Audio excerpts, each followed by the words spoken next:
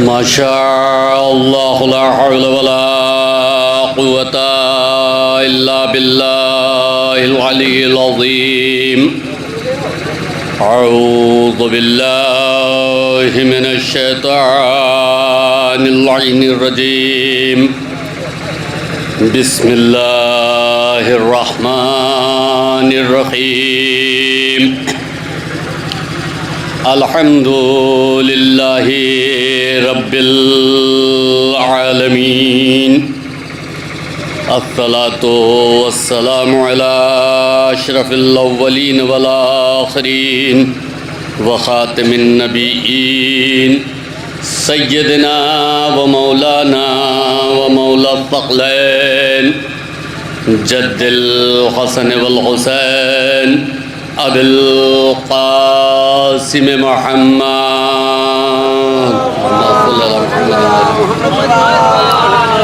وآله الطيبين الطاهرين المعصومين المظلومين ألا لعنة الله على أعدائهم أجمعين من يومنا هذا إلى يوم الدين. أما بعد فقد قال الله تبارك وتعالى في القرآن المجيد. بسم الله الرحمن الرحيم. إنا لله وإنا إليه راجعون. ارباب ماتم، سوگواران سید الشہداء، کنیزان جناب شہزادی زینب ام کلثوم، اس شدت کی گرمی میں آپ حضرات بیٹھ کر ذکر اہل بیت اور نوحہ سماعت فرما رہے ہیں. واقعی اگر بہت اہم کام بھی ہوتا تو انسان جو ہے اس بات کا انتظار کرتا ہے کہ موسم میں تھوڑا نرمی آ جائے تب ہم اس کام کو انجام دے لیں گے. لیکن یہ ذکر اہل بیت اطہار علیہ السلام کا معجزہ ہے، یا یوں کہوں کہ یہ پروردگار عالم کا وعدہ ہے کہ تم میرا ذکر کرو میں تمہارا ذکر کروں گا، یعنی میں تمہارے ذکر کو باقی رکھوں گا. تو امام مظلوم کربلا نے تہ خنجر بھی ذکر پروردگار کیا، تو اب اللہ پر یہ واجب ہے کہ تا قیامت حسین کے ذکر کو باقی رکھے. اور اللہ تعالیٰ صادق الوعد ہے، ورنہ اس گرمی میں، اس تپش میں کہ ابھی تقریر اول یعنی نقابت میں مولانا ظفر مہدی صاحب خود علیل ہو گئے، اور اس کے بعد جب اس فریضے کو انجام دینے کے لیے یہ خادم حاضر ہوا تو احساس ہوا کہ علالت کا سبب کیا ہے. لیکن عزیزان محترم،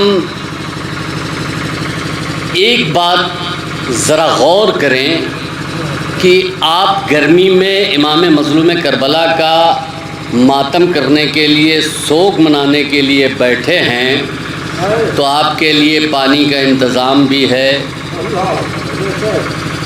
شربت کا انتظام بھی ہے، استقبال کرنے والے بھی لوگ موجود ہیں. اگر خدا نخواستہ کسی کو کوئی تکلیف ہوتی ہے تو اس کی تیمارداری کرنے والے بھی موجود ہیں. ابھی مولانا کی طبیعت علیل ہوئی تو ان کو لے کے فوراً لوگ گاڑی سے ڈاکٹر کے ہاں گئے، لیکن رونا تو ہمیں بیمار کربلا پہ ہے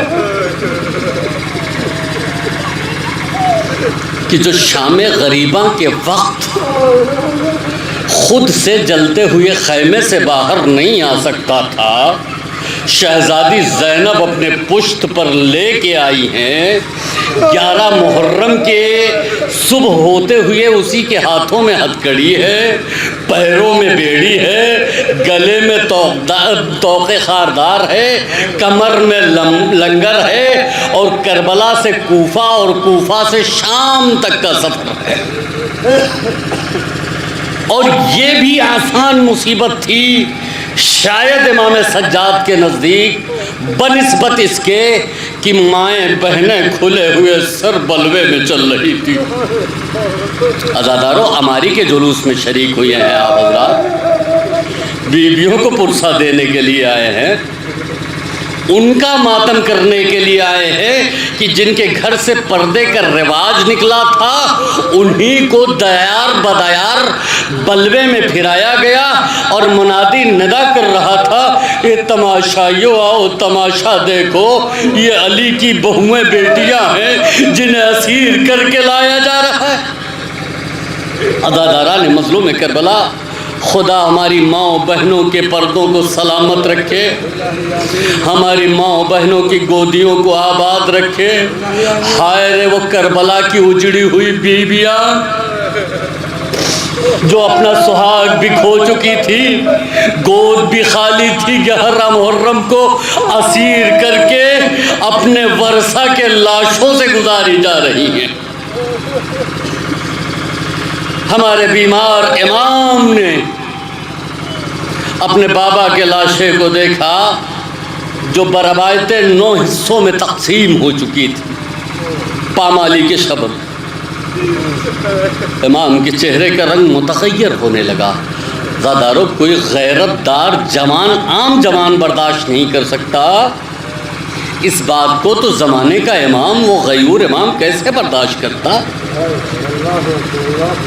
شہزادی نے سہارا دیا، بیٹا سید سجاد، اب مردوں میں تمہارے علاوہ کون ہے پھوپھی کا سہارا؟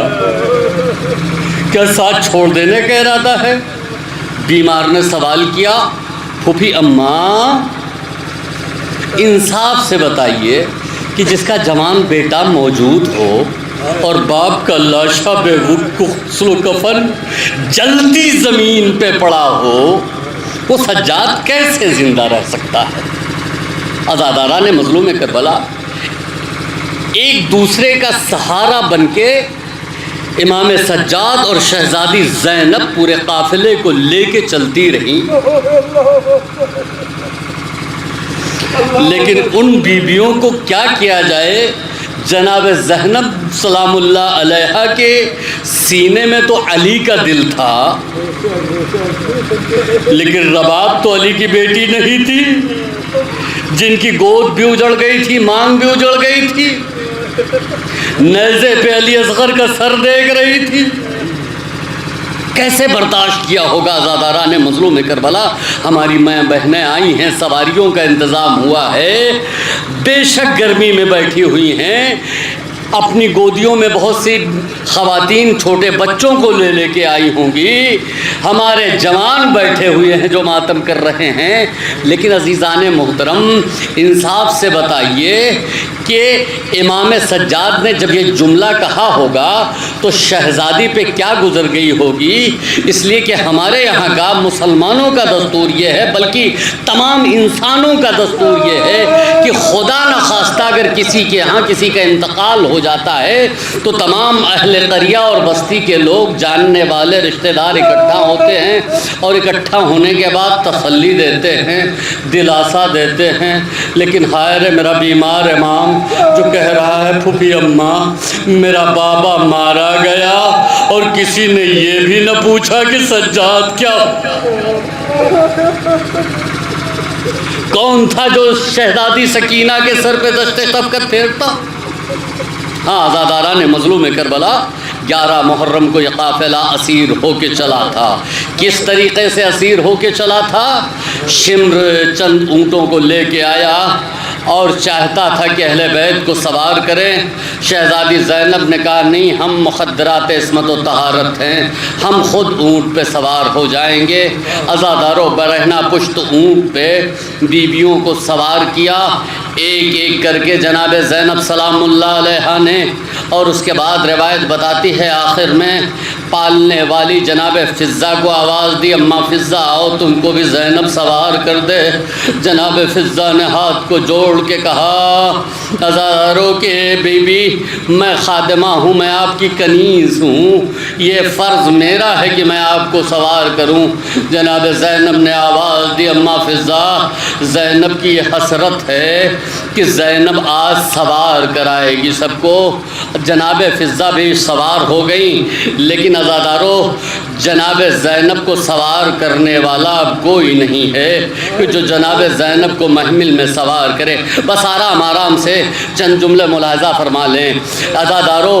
ابھی ایک دن پہلے کا واقعہ ہے کہ عصر کے وقت جب امام حسین علیہ السلام گھوڑے پہ سوار ہونا چاہتے تھے اور سوار کرنے والا کوئی نہیں تھا تو جناب زینب نے بھائی کو سوار کیا تھا، لیکن شہزادی زینب کو سوار کرنے والا تو اب کوئی بھی نہیں بچا ہے۔ عزادارو آپ کو یاد دلاؤں کہ جب یہ قافلہ 28 رجب سن 60 ہجری کو مدینے سے چلا تھا تو کتنا اہتمام ہوا تھا شہزادی کے سوار ہونے کا۔ بنی ہاشم کے مجموع میں کنیزوں کی جھرمٹ میں شہزادی محمل کے قریب آئیں، اونٹ کی پشت بلند تھی۔ شہزادی کو سوار ہونے میں جب مسئلہ درپیش آیا تو ایک بازو کو آقا حسین نے سنبھالا تھا، ایک بازو کو علی اکبر نے سنبھالا تھا، لیکن پشت بلند ہونے کی وجہ سے شہزادی سوار نہ ہو سکتی تھی کہ ایک مرتبہ غیور عباس نے اپنے زانو ادب کو تہ کر کے کہا بی بی میرے دوش پر سے سوار ہو جائیے۔ جناب زینب نے کہا تھا کہ بھیا عباس یہ نہ ہو سکے گا زینب سے، کہا آپ کو آپ کے حق کا واسطہ ہے یہ خدمت مجھے انجام دے لینے دیجیے۔ عزادارو جناب زینب کسی صورت سے سوار تو ہو گئی، لیکن سوار ہونے کے بعد محمل کا پردہ ہٹا کے اپنے شیر بھائی عباس کو دیکھا اور دیکھنے کے بعد آواز دیا عباس وعدہ کرو میرے شیر کہ جس شان سے لے جا رہے ہو اسی شان سے واپس لے کے آنا۔ جب نہیں غازی نے آواز دی ہو بی بی اگر شان سلامت رہے اور زندگی نے وفا کیا تو عباس کا یہ وعدہ ہے کہ اسی شان سے پلٹا کے لے کے آئیں گے۔ اب جب 11 محرم کو جناب زینب کو کوئی سوار کرنے والا نہ ملا ہوگا تو جناب زینب نے دریا کا رخ کیا ہوگا۔ اے بھیا عباس بڑے ہی عزت و احترام سے مدینے سے لے کے چلے تھے، لیکن آج بہن اسیر ہو کے جا رہی ہے، سوار کرنے والا کوئی نہیں ہے۔ عجب نہیں غازی کا لاشا تڑپا ہو، اس لیے کہ غازی محافظ تھا اہل بیت اطہار علیہ السلام کا۔ امام حسین کا وہ مرثیہ یاد ہے نا کہ جب غازی کی روح قفس عنصری سے پرواز کر گئی تھی تو غازی نے کیا جملہ کہا تھا، مرثیہ پڑھا تھا میرے آقا حسین نے کہ اے بھیا عباس اب وہ آنکھیں چین سے سوئیں گی جو تیرے خوف سے جاگا کرتی تھی، اور اب تیری بہنوں کو سونا نصیب نہ ہوگا۔ کیسے سوئے جناب زینب و ام کلثوم؟ عزادارو موقع ہی فراہم نہیں ہو پا رہا تھا کہ جناب زینب و ام کلثوم سوئیں، گرفتار کر کے کبھی کربلا سے کوفہ سے شام لائی گئیں۔ بس عزاداران مظلوم کربلا روایت بتاتی ہے کہ وہ وقت بھی آ گیا کہ جناب زینب سلام اللہ علیہا کو رہائی مل گئی جناب سکینہ کی شہادت کے بعد۔ امام سجاد نے پوچھا پھوپھی اماں آپ کی کیا مرضی ہے؟ اس لیے کہ یزید نے اختیار دیا ہے کہ چاہے یہاں رہو یا مدینے چلے جاؤ۔ آواز دی بیٹا سید سجاد پہلے ہم اپنے بھیا کی مجلس برپا کریں گے، اس کے بعد ہم کربلا چلیں گے اپنے بھیا کا چہلم منانے کے لیے۔ ہاں ارباب ماتم کربلا آ گئیں جناب زینب سلام اللہ علیہا، کربلا میں بھیا کا چہلم منایا۔ چہلم منانے کے بعد یہ لٹا ہوا قافلہ جو 28 رجب سن 60 کو بڑی شان سے نکلا تھا مدینے سے، وہ لٹا ہوا اجڑا ہوا قافلہ مدینے کے قریب پہنچا۔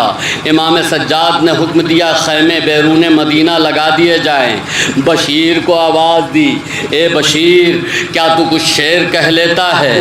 کہا ہاں مولا کہہ لیتا ہوں۔ کہا جا کے ہمارے آنے کی خبر سنا دو۔ بشیر مدینے کی گلیوں میں پہنچا، خبر سنا رہا ہے، مدینہ تو خبر سنا رہا ہے، یا اہل یثربا لا مقام لکم بہا، اے مدینے والو مدینہ اب رہنے کے لائق نہیں رہا۔ عزاداروں جوق در جوق لوگ نکل پڑے۔ عزاداران مظلوم کربلا جناب صغرا جو اپنے علی اکبر کا انتظار کر رہی تھیں، ان کو یہ خبر ملی کہ بابا کا قافلہ آیا ہوا ہے۔ عصا کے سہارے جناب صغرا بھی چلی اپنے بابا سے ملنے کی آرزو لے کے، بھیا کی زیارت کی آرزو لے کے۔ لیکن عزاداروں جب خیمے کے قریب پہنچی تو کیا دیکھا کہ خیمے کے در پہ ایک ضعیف و لاغر شخص بیٹھا ہوا ہے۔ جناب صغرا نے آواز دی، اے شخص تو خیمے کے سامنے سے ہٹ جا، اس لیے کہ مجھے اپنی پھوپھی زینب سے ملاقات کرنا۔ امام سجاد نے سر اٹھا کے دیکھا، اے بہن صغرا کیا اب تم بھی سجاد کو پہچان نہیں سکتی؟ ہاں عزاداران مظلوم کربلا، بس عزاداروں آخری جملہ، آخری منزل پہ آ گیا ہوں۔ جناب صغرا جناب زینب سلام اللہ علیہا کے قریب آئیں، لیکن پہچان نہیں پا رہی ہیں، بس یہ دیکھ رہی ہیں کہ چند بیویاں ہیں بیٹھی ہوئی ہیں۔ جناب صغرا نے غور سے دیکھا اور دیکھنے کے بعد سوال کیا، اے بیویوں یہ بتاؤ تم میں سے ہماری پھوپھی زینب کون ہے؟ جناب زینب قریب آئی، اس لیے کہ حالات نے چہروں کو اتنا متغیر کر دیا تھا کہ جناب صغرا پہچان نہ سکیں۔ عزاداروں جناب صغرا کو اپنے پہلو میں بٹھا کے جناب زینب سلام اللہ علیہا پرسہ دے رہی ہیں، واقعہ کربلا بیان کر رہی ہیں۔ عزاداران مظلوم کربلا بتا رہی ہیں کہ کربلا میں کیا ہوا۔ ایک ایک میدان میں جاتا رہا اور شہید ہوتا رہا، میدان میں جاتا رہا شہید ہوتا رہا۔ علی اکبر میدان میں گئے شہید ہو گئے۔ جب سب کی خبر شہادت سنتے سنتے ایک مرتبہ جناب صغرا اپنے مقام سے اٹھیں اور اٹھنے کے بعد ایک ایک بیوی کی آغوش کو دیکھنا شروع کیا۔ بس عزاداران مظلوم کربلا پرسہ دے لیجئے، ایک ایک بیوی کی آغوش کو دیکھنا شروع کیا۔ ہاں عزاداران مظلوم کربلا جناب زینب سمجھ گئیں بیٹی صغرا کی شے تلاش کر رہی ہو۔ کہا پھوپھی اماں یہ بات تو سمجھ میں آتی ہے کہ سب میدان میں گئے تو شہید ہو گئے، لیکن میرا اصغر تو گھٹنیوں چلنے کے لائق بھی نہیں تھا، میرا اصغر تو گھٹنیوں چلنے کے لائق بھی نہیں تھا۔ جناب زینب نے سینے سے لگایا، آواز دی، اے بیٹی صغرا اصغر کو تلاش نہ کرو، اس لیے کہ علی اصغر بابا کے ہاتھوں پر حسین کی مظلومیت کی دلیل بن کے کربلا میں آئے اور سوال آپ کے بدلے رباب کے ارمان پہ پانی پھر گیا، ارملا کے تیر سے باپ کے ہاتھوں پہ علی اصغر بھی شہید ہو گئے۔ الا لعنت اللہ علی قوم الظالمین وسيعلم الذين ظلموا أي منقلب ينقلبون۔ ماتم حسین۔